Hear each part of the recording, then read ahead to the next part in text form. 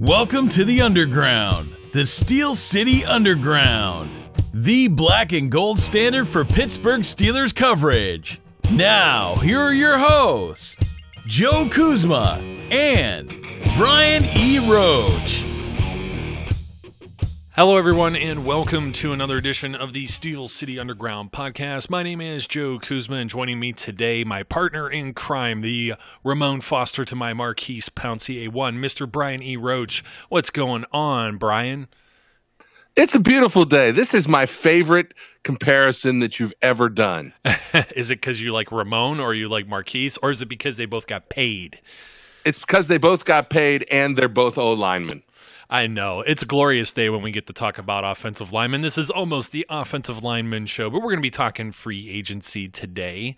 We're going to be talking about, could the Steelers be major players? Could they be players at all? Could they be targeting people? But just real quick, I think we want to go over the offensive lineman signings that just happened. I think a lot of people jumped the gun since our last episode, and even an episode we did maybe a week ago, 2 weeks ago. We talked about offensive needs and things of that nature.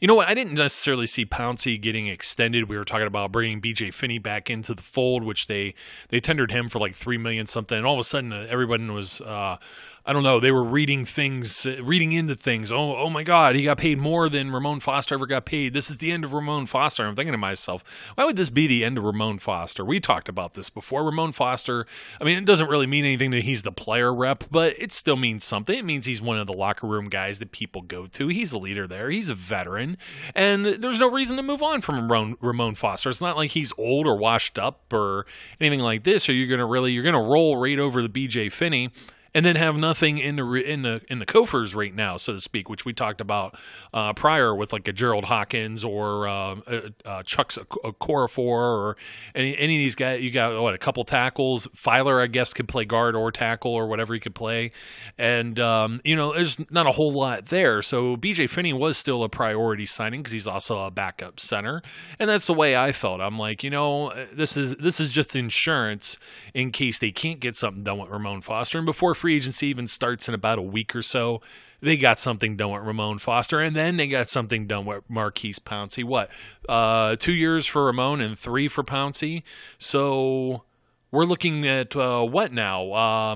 You're going to extend Ben maybe as long, because that was something that come out of Marquise Pouncey's mouth, is that he's going to play as long as Ben Roethlisberger's going to play. Yeah, look, I think the Pouncey deal is a great deal. It keeps him here as long as, probably for the rest of his career, especially if he's true in saying that when Ben goes, he's going to go, which I don't think there's any reason for anybody to doubt that. I think it's great that Ramon gets paid.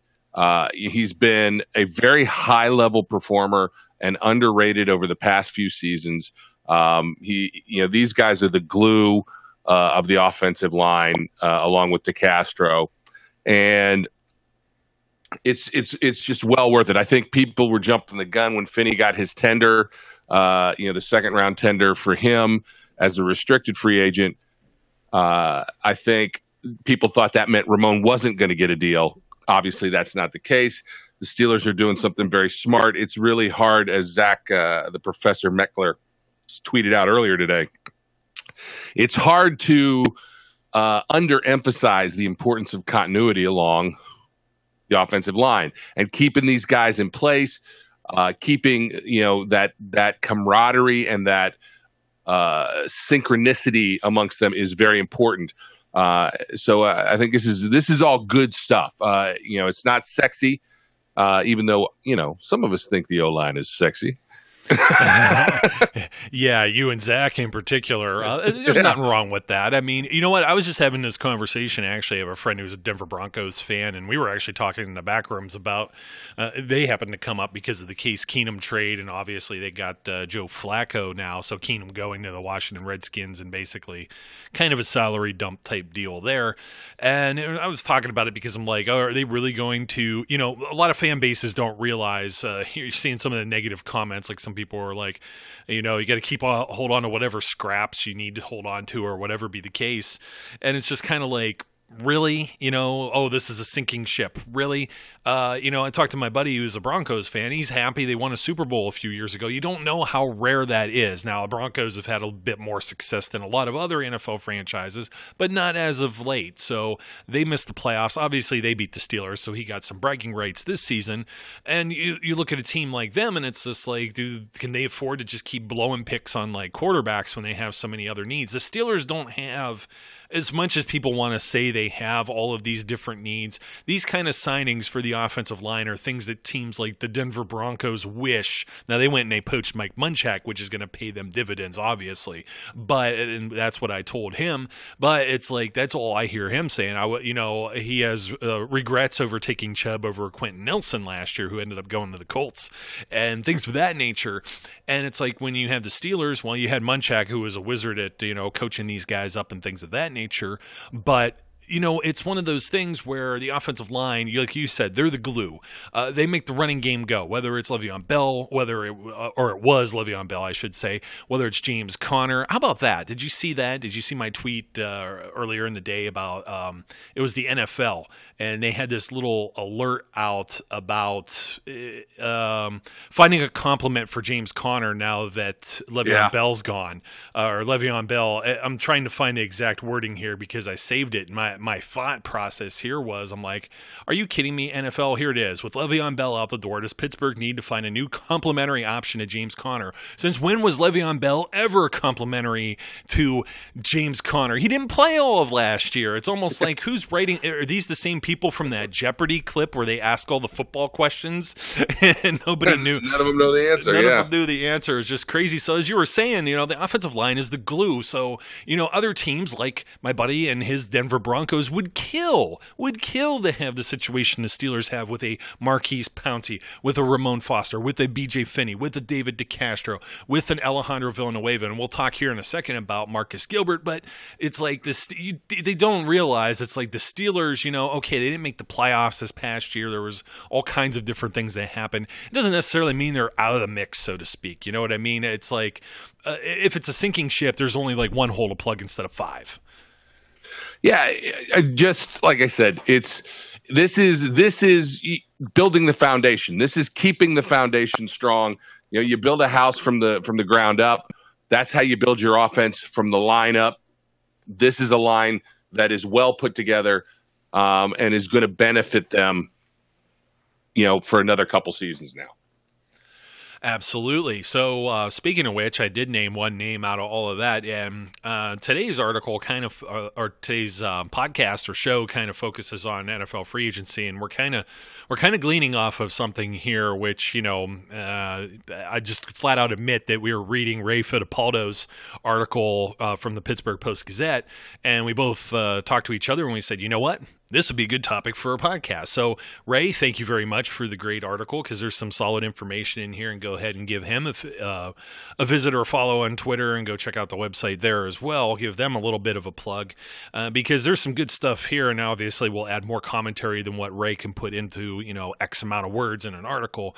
But one of the names that comes up in Ray's article here, he's talking about how much space the Steelers have with their cap. They're about $16 million under, and, some of these things can be funny accounting when you start to get into a Marquise Pouncey extension or a Ramon Foster, getting re-signed and kicking some of that money to another year, future years. I mean, I don't think we have all the details on those contracts, but I'm willing to bet Marquise Pouncey's probably getting a minimum this season, and they're pushing a little bit of that forward to make a little bit more space maybe. And, the cap went up, of course, as it keeps doing every year. And I don't know every single little accounting nuance and everything else like this. So just take it for my cursory knowledge for what it is. But there are certain players, such as a very unhappy Morgan Burnett, that could be, kicked off the roster, and they can get, $3.6 million back, which I'd like to, I don't want to say necessarily chump change. We would all like $3.6 million. In the grand scheme of NFL things, depending on position you play and role that you play on a team, not necessarily the biggest amount of money to just go out there and sign some type of superstar, but maybe you find another role player as was expected of a Morgan Burnett. Another player that we just mentioned was Marcus Gilbert, right tackle, has some injury issues over the last couple of seasons, generally regarded as a Pro Bowler, although he has never actually been been named as one at his right tackle position. And, he's only been in 12 of a possible 32 games, over the last 2 years. Only a dozen. He's missed 20 games out of those 32. So that's tough looking at that this year. You're looking at a number that's $4.9 million. And can they make that move if they have somebody like Matt Filer back in the fold, or they, who's to say they don't sign somebody else that's a veteran that can be a backup or a potential plug-in play type starter? Who's to say they don't trade Marcus Gilbert? But they could do a few more things here with the cap. They're not usually big spenders in free agency, but I got to seeing, Tommy Jaggy started playing around with numbers earlier in the day, and it was one of those things where he put it together, and the Steelers are going to have like exponential amounts of money in the coming seasons if AB is gone and they don't have to worry about Le'Veon Bell, because it was like 2 of the highest paid players are projected toward their cap. So I'm looking at this, even with Pouncey, it's like, okay, they're expecting on having some cash in the next couple of years that they're starting to put some of these guys in the fold. They're starting to create some space and do some of this shell game accounting. So maybe they may take a dive, and we're going to look at some guys that they can. But I wanted to get your opinion on this too, because I know we've both talked about this, but do you think Marcus Gilbert's a Steeler in 2019? Because right now, if I had to take a guess, I would just say it's a coin flip. I think that there is. I think I'm sliding more on the side of things that he will be. He's still, look, when he's available, and I know that the greatest trait to have is availability, and he hasn't had that much of it. But when he is, he's probably the best right tackle in the league.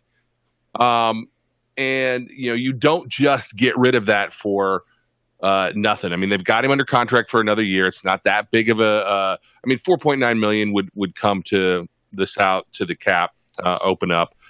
But, you don't find good tackles easily. So, yes, they've got backups, but they are backups partially for a reason. While they've done a great job filling in, and the future is there, really, it's one more year on his contract. I don't know. My instinct is to say he's still here and he's a Steeler in 2019. But the caveat to me is if they find something in the free agent market that they want to pursue, and the only way they can make it work is to dump that salary and end up with that $4.9 million available, then he could be a cut. He could. I don't want to say it's 50-50, because as we start to talk about the Steelers, and what they may or may not do in free agency, I think it's more likely that they do what they've been doing, which is find something that fits, but it fits into the scheme of what they have, and not be big players. But if that goes differently, if they say, you know what, we're gonna make a big push at a name, Gilbert could be a casualty of that. Yeah, I'm very curious to that too, because we're always talking about draft capital, and it's like, you're looking ahead, and some of these guys, extending for a few years. Where's the end of the road with Ben? Some of the guys that may get drafted this year may be part of a post-Roethlisberger Steelers squad. I mean, it's very possible. They're starting to think ahead with that, obviously, with guys like Juju Smith-Schuster or a Mason Rudolph, and obviously supplementing what you already have now. You're not, mortgaging everything on counting on being successful 3 years down the road. You want to win in 2019, obviously. But I think there's a little bit of that going on, too, where you start to think, hey, let's get the ball rolling on a few of these things. You've got the other 4 guys on the line. So now, as opposed to, let's say, Ramon Foster was leaving. And I mean, Finney's played, and Finney and Filer both in those spots and starting roles last season. So it's like, but it's another one of those things where, we talk about, do you make 2 positions weak? You know what I mean? And yep. I don't know. I really don't know the answer to that. And what is, Marcus Gilbert worth as far as a draft pick? I can't say for sure. Somebody alluded to just complete guesswork, saying, "Oh, a third rounder from here or whatever," and it's like, well, I really don't know, but that's a little bit of speculation. There's some names that they could target if they had some type of savings. I know there's still free agents that we talked about. They got to get kind of back maybe into their own fold, or at least try and sign someone, probably sign and draft someone at positions such as cornerback, such as an inside linebacker, and obviously receivers starting to look like that as well from what we've talked about in the past. You talk about corners, and there's not a whole lot that's out there. And we talked about maybe Cody Sensabaugh returning. We know that Artie Burns is going to get a shot, but I don't. As Ray said here, I think Ray said it best. He's like, he's not a candidate to be cut, but the Steelers aren't counting on him either. Bingo, right. Bingo. There's not an elite corner hitting the open market, which is what we knew. There's Ronald Darby, who's been hurt a lot. There's is Roby hitting the market, or are we waiting Bradley for Roby? Yes. Pierre Desir. Pierre Desir drives me absolutely crazy. That was a guy that came in with the Cleveland Browns, wasn't it? And then, because of all their mismanagement and everything, he's bounced around. I wouldn't necessarily. He was with who? The Colts last year, and I was like, and played halfway decent. Yeah, but you know what? If you talk about Cody, this kind of blew my mind. I mean, I know you're naming players for the sake of naming players, but Pierre Desir is I don't think he's an upgrade to Cody Sensabaugh. So it's like that wouldn't necessarily make me terribly excited. It's like if you bring in Desir and you don't bring Sensabaugh back, you still need to go draft someone. We know Kevin Johnson's running around out there already, looking at different places. And, the Steelers would have to spend, I think, a pretty decent penny on him in order to bring him in. There's Jason Verrett, a former first-round pick who's also been hurt. So you got a bunch of corners who have been hurt that are on the backside of their careers. These are kind of the guys you do one-year type deals with. So do you run a guy for a year and then he has an amazing year and then he's out the door again and you're right back at square one in 2020? I'm not sure. I don't know that they necessarily, aside from maybe bringing Sensabaugh back, I can't believe I'm saying these words. I have said this before. You know what? And it's nothing against Cody. If Cody was listening, he would probably know this same type of criticism based on his past play. Was the two dogs one bone comment with Ross Cockrell, and he was fighting for his camp life, and they drafted a guy in Artie Burns, and he got kicked kind of to the curb. Cody did, and then Cody comes out, and Pro Football Focus thinks he's like this all-pro corner basically, which you kind of like you look at it a little bit, and it's like he had a solid year, and that's the same thing I just said about a Pierre Desir. Can he consistently do it? I'm going to say the same thing that Ray said here about Artie Burns. If the Steelers were to bring Sensabaugh back, I don't think they would be counting on that either. It's just, here's a veteran guy that we can put out there, and hopefully he does the job that's required of him if needed. Yeah, the upside to Desir is he's 28 instead of 30. You get a little younger. Does that mean anything? I don't know. 30 is about the age where some of these guys start to drop off. Some of them don't. Is that 2 years going to make that big a difference? Who knows? And are the Steelers going to be willing to pay, the kind of money that corners tend to fetch? Now, I don't expect, look, this, as you said, this is not, a year where you've got top tier corners running around out there and people are going, ooh, and salivating. And I don't expect ginormous deals to occur. But they will probably be overpaid. And the reason they will get overpaid is because cornerback is an important position in a pass-happy league. And these are veteran guys who have played the position as starters. Bradley Roby struggled last year getting a full-time starting position, which makes me sad because, he's a Buckeye. But yeah, I know. I feel that way with all these guys, especially when you talk about Eli Apple was struggling too, and he looked like a surefire pick, which then had me selling low on Denzel Ward when you're talking about Buckeyes. And then Denzel Ward goes out there and turnover machine. I'm like, what the heck? Yep. So I just don't know that the Steelers are going to get into a bidding war of any kind for any of the guys that are going to be available. If they can, and Cody, Cody's on that list because he's a free agent. So, Whether they, are they going to focus on a guy who knows their system? Maybe. We'll have to wait and see. It's why I think that position becomes more important from the draft standpoint, which may or may not be unfortunate depending on how it plays out. But it's an area that I think that they will look at. It depends on what the market does. Yeah, it sure does. And just, you hit the nail on the head with you could get younger at a position. I mean, Verrett is 27, but who knows if he could still play. It kind of reminds me of like Keenan Lewis, for example. So, here's another thing I wanted to point out too is, everybody's going to talk about the Steelers, whether or not they're players in free agency. You hear these comments all the time. Kevin Colbert, he's a bum. These guys never spend money. They never do anything. Well, that's because, like 40 some of the guys that they have on their roster were all drafted by them. And because of that, they pay and tend to spend their money on retaining their own people, which is what most good teams with a good foundation do, which means the guys who hit free agency are usually not a part of whatever philosophy of the team they are departing from.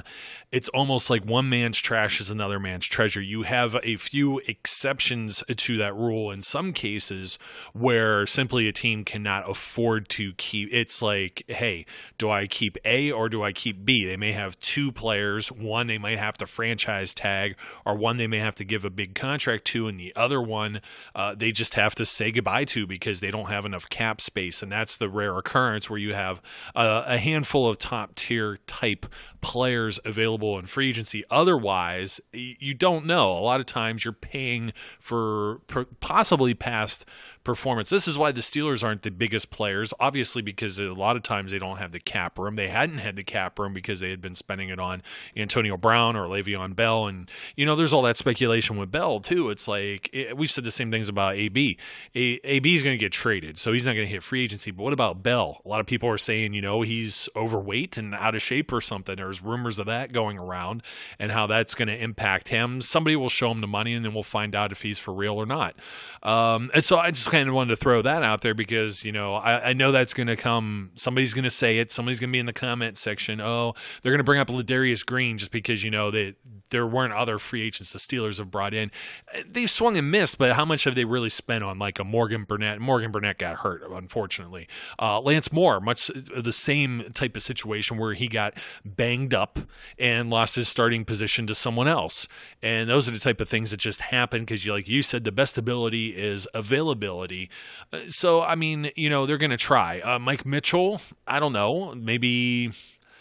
I don't know. I don't have the worst thoughts of Mike Mitchell in free agency, and we're going into safeties here, and people are going to think safety with the Steelers just because safety had been a need for a while. You're thinking about Burnett going. You're thinking about how they signed Mitchell in the past. I think Mitchell was adequate. I think it's just tough playing next to Troy Polamalu, and when you go in a new system and I think you're playing in the wrong position. We were saying this with Zach too, that maybe strong safety would have been a better fit than free safety. We saw Mitchell come out and played much better with the Colts, but it took how long for him to get signed? Like the middle of the year last year because there were so many safeties on the market, and you're in this same thing this year. And then, of course, Ryan Clark, who's one of the better free agent signings the Steelers have brought aboard, aside from maybe a James Ferrier in the past. So they've definitely had the feathers in their cap there too. So you look at the safeties that are hitting the board here, and you think to yourself, do the Steelers need a guy like an Earl Thomas or a Landon Collins or a Tyrann Mathieu or Adrian Amos or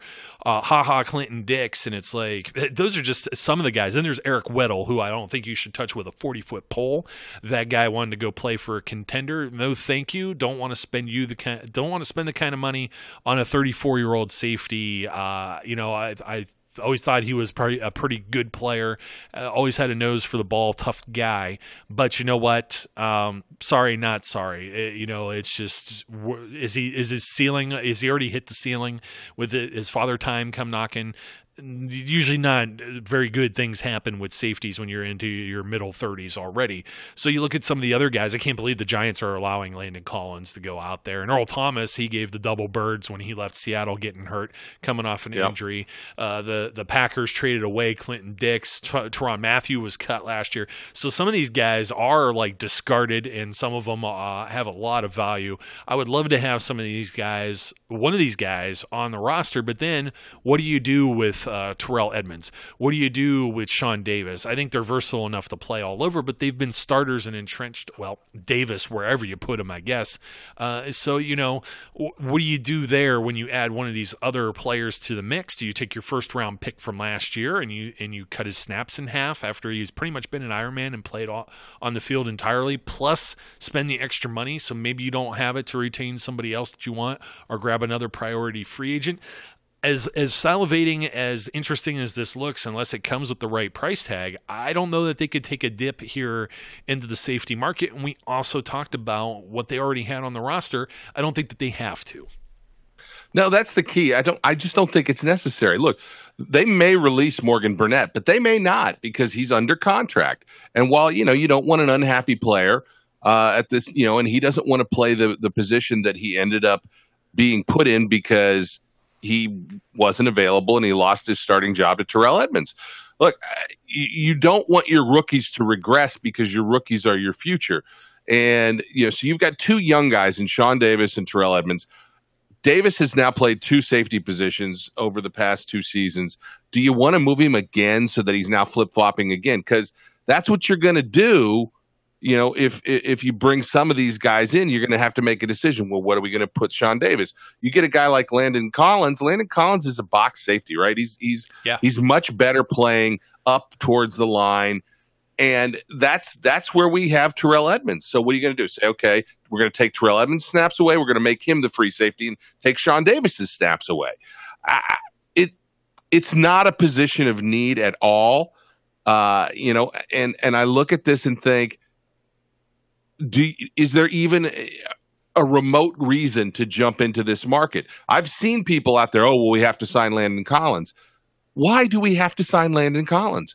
I don't know that we do. I think you see, again, I tweeted this at somebody the other day. The answer is we all have shiny new thing syndrome. Yeah. We want the shiny new thing because it's different than our old stuff, and we want to play with the new thing. But it was about Eric Weddle that I tweeted that, and what you have to remember is some of these shiny new things are neither shiny nor new. Yeah, I don't even want to talk about Weddle at all. Like that ship sailed. Yeah. Him going to Baltimore was about as distasteful as anything I could think of. But you got Sean Davis entering contract here, 4th year, right? So I think their money's better spent on it. I think he stays. I don't think there's any reason. He's been versatile and everything else. But yeah, do you move him around or do you move Edmonds around? Do you make one of them like a dimebacker type role? We saw what Davis would be like in a dimebacker role. It wasn't pretty with him covering Gronk at times, but he wasn't really playing dimebacker. He was just playing safety, so maybe a little unfair to him in that regard. But yeah, that wasn't exactly pretty putting him on Gronk, and this was good Gronk, not almost Frankensteinish, sluggish moving Gronk. And then you got Edmonds, who I assume may have been drafted to play in that type of spot. But as you're saying, do you shift him around? You saw what you saw with Edmonds this year. So I'm going to call my shot and say that I think Sean Davis has a new contract before the season opens up. I think he gets extended out 2 or 3 years because I don't think they're going to want to have to deal with free agency with him next year. Particularly, he's a guy who stays healthy, plays almost every single snap. He never leaves the field, and he can play just about anywhere on the field too, as far as in that secondary. So no reason to even look at these safeties. I don't see that. So we're looking at corners. It's like, hey, there's nobody to spend, and this is going to be the disheartening part. We just covered the secondary. There's no one we think the Steelers should be spending money on. So they're going to have to use some draft picks. It's like, bring back Cody Sensabaugh, extend Sean Davis. That's about what we're saying here, and then draft somebody, or maybe 2 somebodies, or maybe they find somebody else, that's one of these veterans that maybe, that's where Landon Collins comes in. Is everybody wanted the Steelers? They were mocking Landon Collins to the Steelers several years ago, and then when he didn't go there, and then when he became a Pro Bowl safety, then everybody's like, haha, see, and it's like, yeah, okay, I roll my eyes. Inside linebacker. Here's the one that I will now get on board with this. So here's the news. The Ravens did not place the franchise tag on C.J. Mosley. Heard they had a press conference earlier in the morning, right? And just yesterday. So CJ Mosley, you're thinking he or who else was up under a contract? They had another Suggs also going to maybe be a free agent, and there was somebody else. Zadarius. What's his last name? I can't think of it right now. But three kind of major players on this team, and they go and they give a contract to Nick Boyle, a tight end, as if they didn't just draft 2 tight ends last year, and as if they didn't draft Max Williams like a couple years before that. I could not stop laughing. You usually see somebody. I wish it was it. I think I know what you're talking about. I want to say it was Luke Easterling, but I may be wrongly crediting the person who tweeted their mock draft for the Ravens this year, and it was all tight ends. Yeah, seven rounds of tight ends. But it was like everybody thought, okay, this is going to be CJ Mosley, which is what I thought, which I was telling everybody. You were talking about the shiny new toy syndrome. Immediately when you see that, people were thinking the same thing as Drake Kirkpatrick. Drake Kirkpatrick's going to hit free agency in about two or 3 days of him teasing people on social media, re-signs with the Bengals. Donta Hightower comes in and visits with the Steelers because the Patriots were like, hey, go out and find your worth, and then he ends up going back there accordingly, though supposedly the Steelers had offered him a pretty penny and said, deal's off the table if you leave the building, so they were willing to spend the money. It's just that, he was yanking everyone's chain and trying to get maybe a better deal than what New England was offering behind closed doors. So yeah, I'm going to repeat what I said then about that too. They got out of that lucky. Yeah, they did. Because I didn't think he was really the right fit anyways. No, we talked about that bad before. Choice. Yeah, so even bringing him in and offering him the big money, I don't know if that's just to take someone away from the other team and say, haha, I'm going to weaken you. And speaking of which, one of his partners in crime, I wanted to say Landon Collins, Jamie Collins, just got cut by the Browns. So he's going to be hitting the market here too. But a few others that are going to be out there: Quan Alexander, Jordan Hicks, Deion Buchanan, and then with the Rams, Mark Barron, who was released. Did I just say from the Rams? Man, he's kind of the guy that kind of makes you think of somebody like a pickup, like I don't know, he's like a Larry Foote type guy, or like probably not, I want to say he's more athletic than that, even than a John Bostic or something, but maybe somebody that can help out in that position. But CJ Mosley, sorry folks, I don't think the Ravens are going to I don't think he's going very far from the roost there. So don't start getting all giddy, or even if he has a visit with the Steelers, I won't believe it unless there's ink dried on a contract. And even then, I'm not sure I really want him. Yeah. Look, the Ravens have never let a first-round pick get away on a first contract. I don't think CJ Mosley is leaving Baltimore.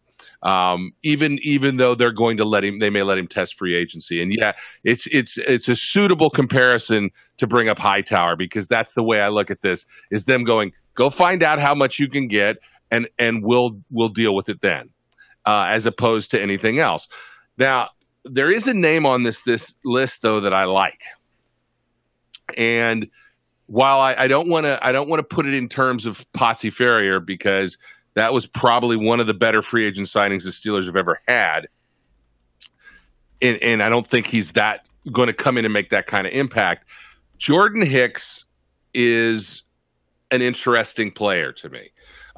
He's fast. He's a good coverage linebacker, and I think that's a guy that if they can get him at the right price, might be a useful fit and take some pressure off of them on draft day. Is he a replacement for Ryan Shazier? As we've repeatedly said, there is no such thing. There is no replacement for Ryan Shazier. What you have to do is try and bundle together as much stuff as you can to try and make up for his loss. And I think Jordan Hicks can be a part of that. I like him as a player. I like what he brings to the table. So if the price is right and they can make a deal work, that could be an interesting fit. But CJ Mosley's not gonna. I just don't buy it. CJ Mosley's not going anywhere. I don't know. And the rest of this group, the people who like Quan Alexander, Well, Baron though.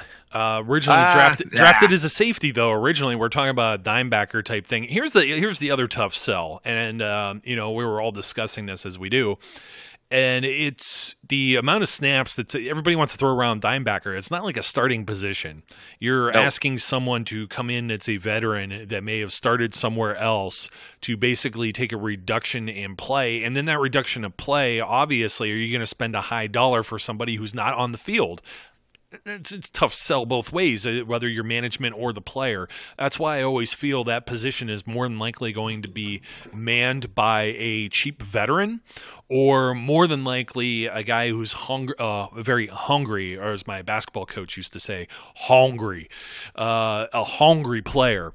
And that would be a rookie, or a guy that's like maybe even undrafted rookie that you got to get out there. So I just thought it was interesting because when you're talking about these hybrids, here you have Baron, who has actually played safety in the NFL with the Buccaneers, has played linebacker with the Rams, has made that switch, and is also a versatile guy. It'll be intriguing to see where he goes, or if he even gets a visit, if he's even on the Steelers' radar. I'm not on the Quan Alexander train either. And you know what, the Jordan Hicks thing would be interesting, and it's one of those things too where, and this is something where Ray Fittipaldo actually says this in his article much in the same way that we've been harping on it. The Steelers may sign somebody like this because they need some insurance, just like last year it was John Bostic, in case one of these other inside linebackers like an LVE, or I'm trying to think who else. We talked about this on the last show. Well, obviously Roquan Smith and those guys, Tremaine Edmonds are off the board. And they were all off the board. So now what do you do? Well, now you got to look somewhere else. So you're kind of like, you're kind of insulating yourself and not hedging your bet that somebody's going to be there at pick 20 or whatever other picks may be yielded here should there be a move on Antonio Brown, which was kind of the tough thing. We were holding out on this show because we knew that Antonio Brown, the Steelers are real hot to do this thing by Friday. Maybe they're bluffing. They've got their cards held close to their vest, but they're trying to get everyone to pull the trigger quick before free agency starts. So it's like, hey, do you want Antonio Brown? Do you want this big name wide receiver? We're going to get ahead of free agency because then it's going to make it a little more difficult as teams fill their rosters. Well, we were waiting for that, and should that news drop after and make our recording a little dated, well, now you know why we weren't talking about it right away, and we'll boomerang back to it next week, which leads us to when Antonio Brown is traded, who's out there as far as wide receivers. I laughed. I laughed at some of these. I already mentioned Golden Tate, which wasn't necessarily. The guy he's got sure hands. He's caught an awful lot of balls over the years with, he had Russell Wilson for a little while. He was with Matt Stafford, maybe not the greatest quarterback in the world. I could just imagine what he could do with Ben in this offense. I would not hate that. Tyrell Williams is another one that's on this list, but I laughed. I know you're laughing. Is it because of John Brown, or is it because of Cordarrelle Patterson? Because in both cases, I think they stink. I don't want them anywhere near the Steelers roster. Now I'm gonna flip on John Brown on you, and here's why. I don't mind John Brown if he's a vet minimum pickup.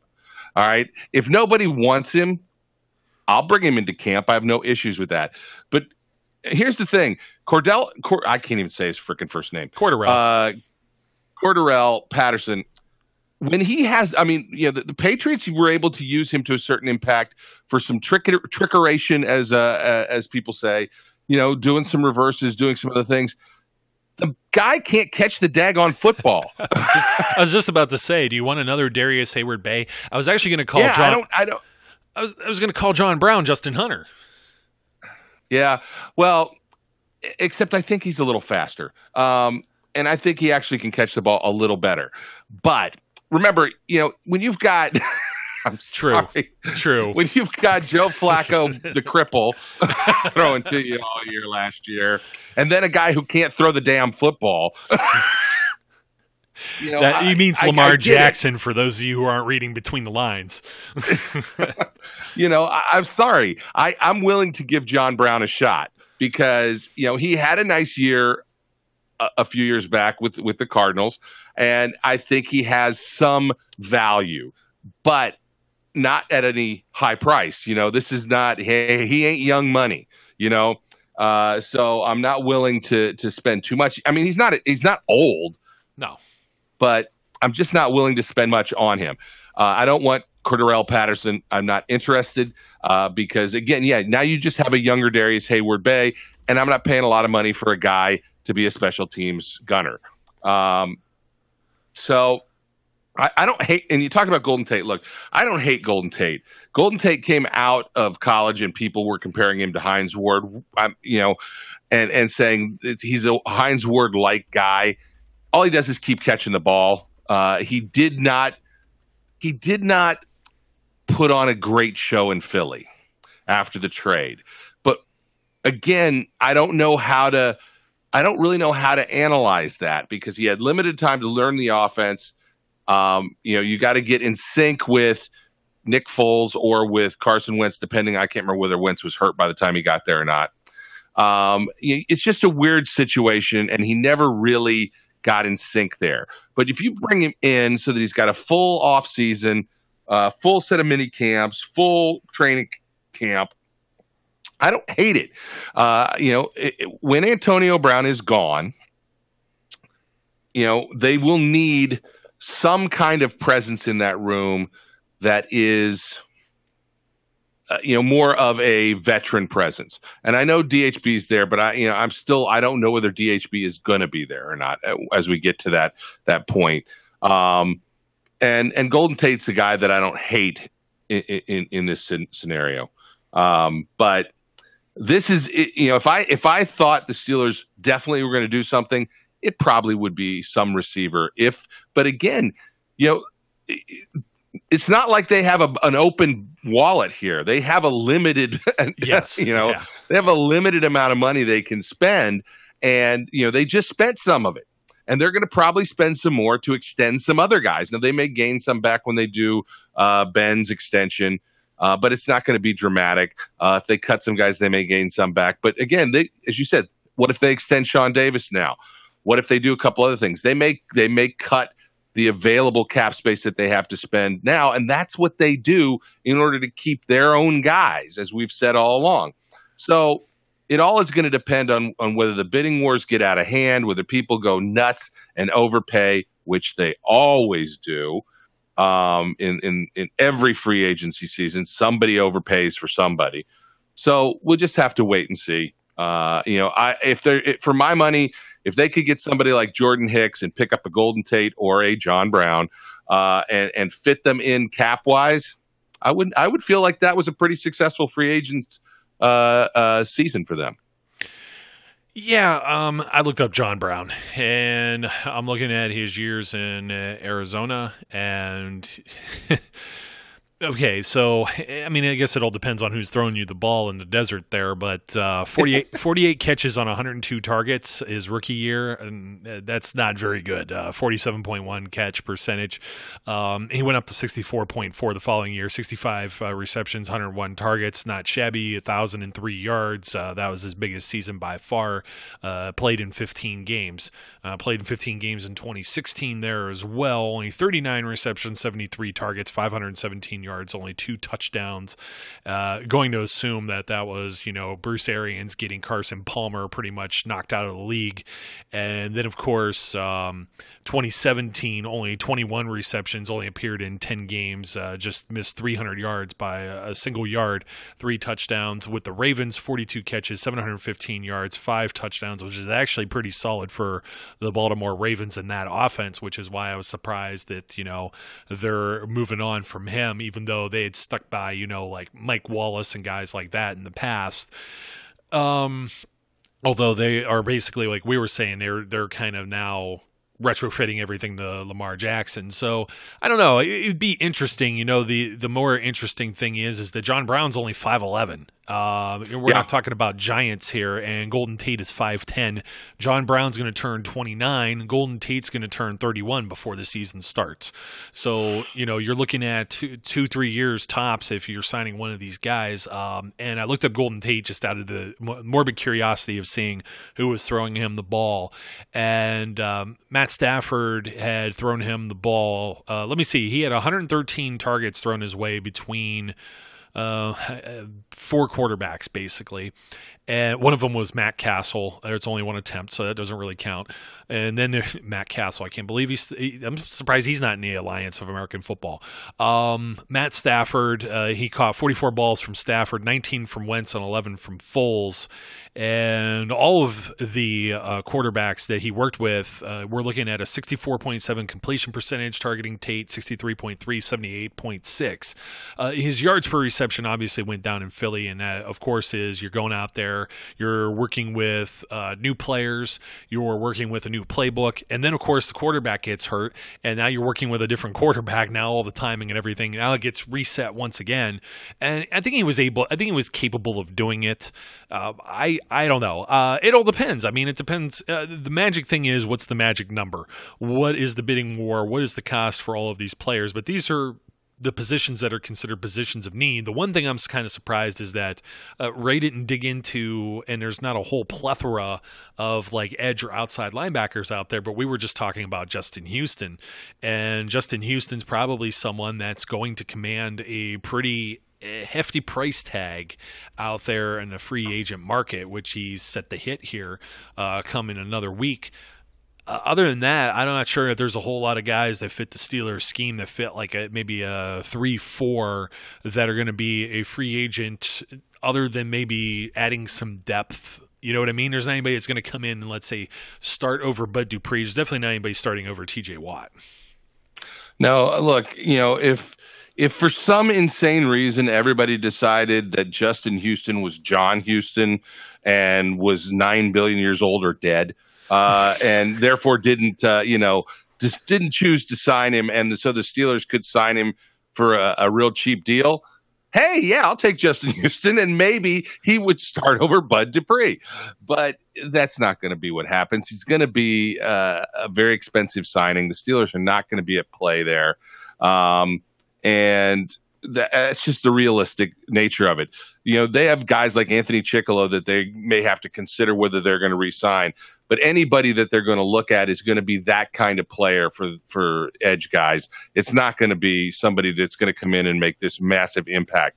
They're hoping to get that either from, guys like Ola or Keon Adams, or having Bud break out in this fifth year, or something else, like that. There's just nothing. There's nobody there.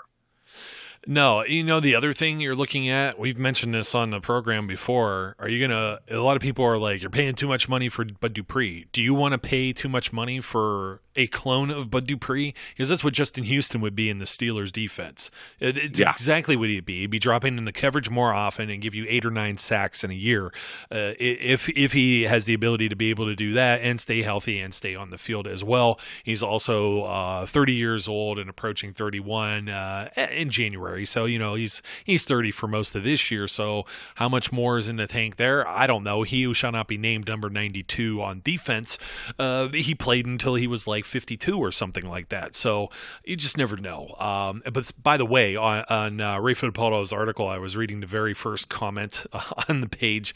There's already some nonsense here. Well, there's one that says, signing C.J. Mosley would tempt me to renew NFL Sunday ticket. Okay. Cordarrelle Patterson. What did we just say? Cordarrelle Patterson is a younger version of DHB. He would be a good signing since DHB is like 54 years old or something. Right. So and he also called Antonio Brown Mr. Big Mess, which I may have to adopt. I may have to steal this from this Thomas Laver as a pretty witty comment there. But everyone's already kind of giving their hopes up on free agency here. And then I'm hearing things about, everyone's miscalculating cap numbers and stuff like, oh, well, if they cut Chris Boswell, they get all of this money.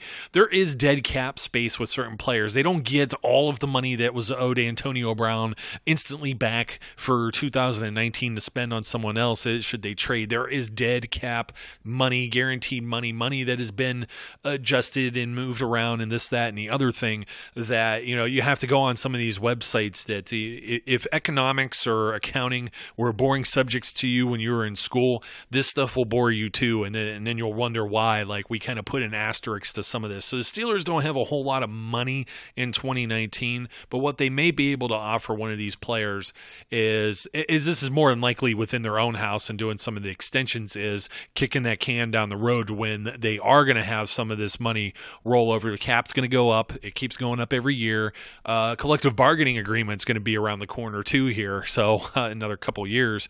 That's going to be interesting as well. But the cap has continued to rise, and with Antonio Brown and Le'Veon Bell off the books from in 2020 and beyond, they can start looking at some of these veteran guys. Like, I'm going to be interested to see what the Pouncey contract actually looks like, because it looks like about $11 million a year, making him the highest paid center in the NFL. But I would be willing to bet, without seeing the actual terms, that it's going to be much like I think they did this with him the last time that they extended him.